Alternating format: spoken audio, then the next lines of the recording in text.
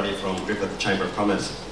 As a result of the Guide to the Basin plan, and so far you guys probably haven't seen today's financial review, and most people in the hall and outside probably haven't seen that.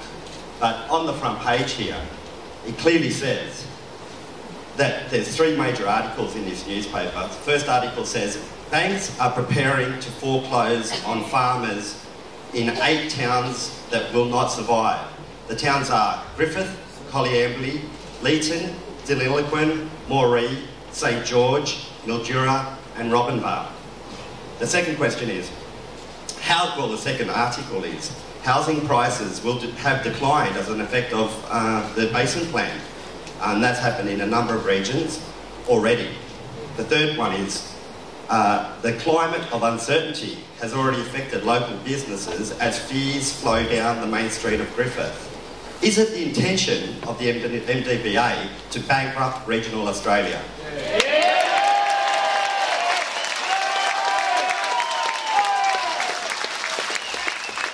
I want to actually make the point clear. We concur with the issues that Paul is raising about their importance. We have given strong emphasis that this is a first draft guide. It is not the basis for financial institutions to make decisions upon, and we have been very strong about it.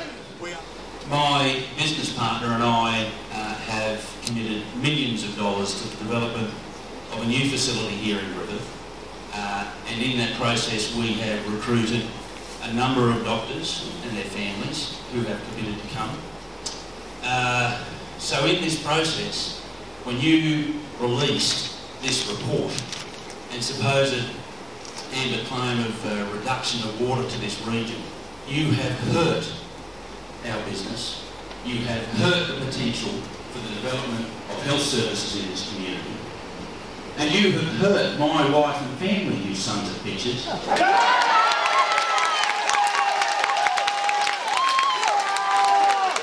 Representing Leeton Chamber of Commerce, I have 2 questions. One is, you've spoken about compensating farmers and buying back from those willing farmers, using taxpayers' dollars, I might add. That's where the Commonwealth gets it from. My question is, as a business person growing a business in regional Australia, who is going to compensate business when we go under because our communities are decimated?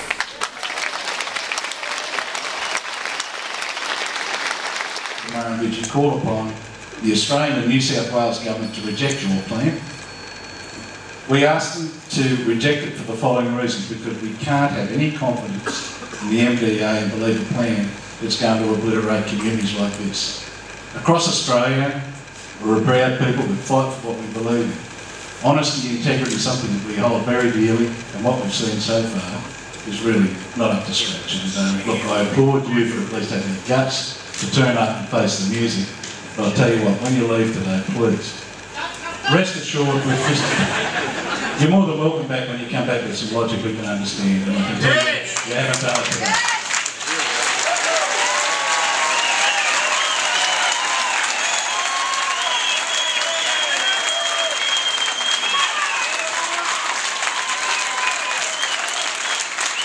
My name's Chip Cariza. I'm a broad acre irrigation food producer here in Adelaide. That's what we do, sir. We produce food for Australia and the world. And we're good at it as well.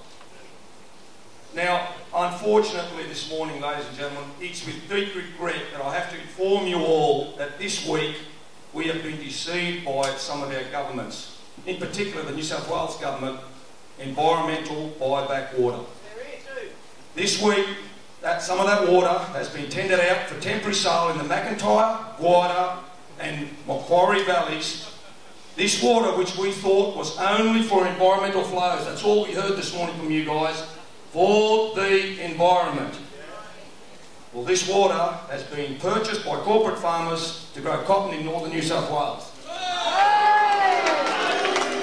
This has been verified by the relevant government authority, I might add. Now, I don't know if you guys know about this, but you should. It is also intended that environmental water in the Murrumbidgee is going to be tendered out as well.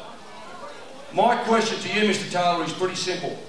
Is it the case that you already have too much water for the environment, and that you need to tender out this water to the highest bidder, or do the owners of this water, namely the New South Wales government, need to make a return on their investment at all our expense? Yes. Which one is it?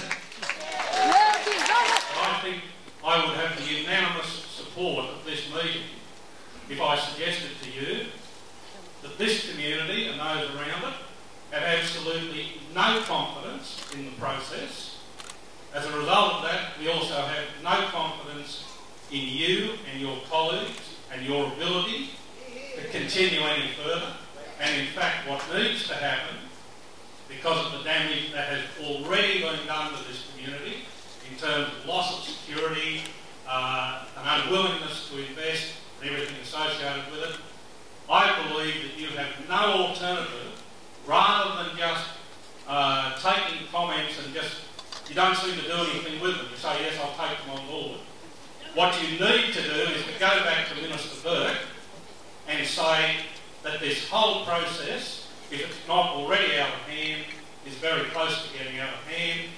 It needs to be halted in its tracks, and that the Minister must take responsibility for this process and basically terminate what is being done today.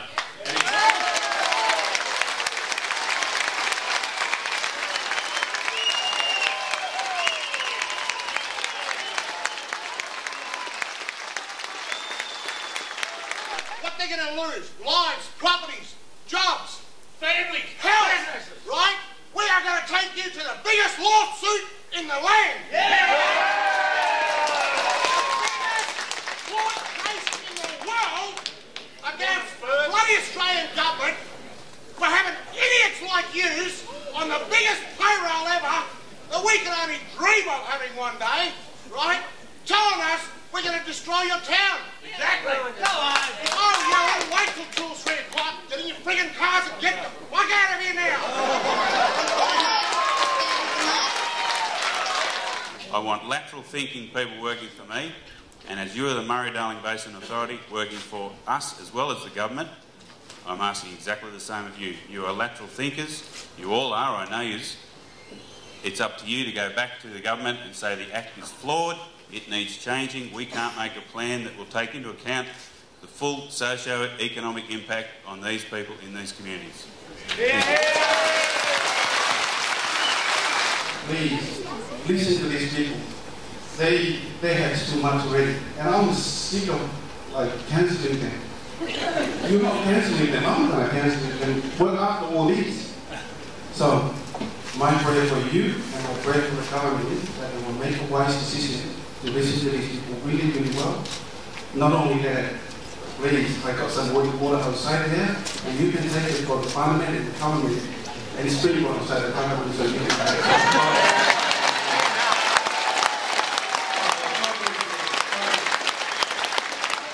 The third thing is, I'd like to make a recommendation to you about what you might do in response to the meetings you've already had in Shepparton, Milford and in Griffith. Clearly, you've appreciated that this draft or the guide is a very unwelcome development in Western New South Wales and Western Victoria. I would suggest to you that even before you continue with the rest of your consultations, because the further north you go, the madder people get about this, is that you recommend prior to that the legislation be changed, and if the federal government says no, that not just you but the rest of your authority resign. Not because we think you're doing a bad job, but as a gesture to the Commonwealth Government, because I think they will listen. If the authority, the chairman and the rest of the authority resign from your position because of the response you've seen from communities, that the federal government will listen to that and at least come back with something a little bit more sensible and some legislation that's a bit more sensible. But the reason I'm proud to be the chairman of Murrumbidgee Irrigation is this community is one of the most vibrant communities that I know.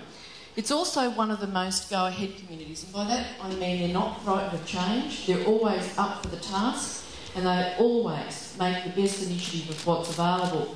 So I've actually got a technical question for you. 18 months, 2 years ago, we had discussions with then Minister Wong and asked her that with the purchases and initiatives that have been made to date, would they be taken into account when we accounted for the water? When we read your guide, the amount that's taken into account to date for the Murrumbidgee Valley is 64 gigalitres. That equates to 3%. Over the years, we have done much, and this is why I say we're on the forefront, because we believe the environment is absolutely paramount and important to the whole region. That's why Murrumbidgee Irrigation tries so hard with its environmental programs. In actual fact, through savings, through other programs, through other purchases and different initiatives, the total is closer to 18%. We don't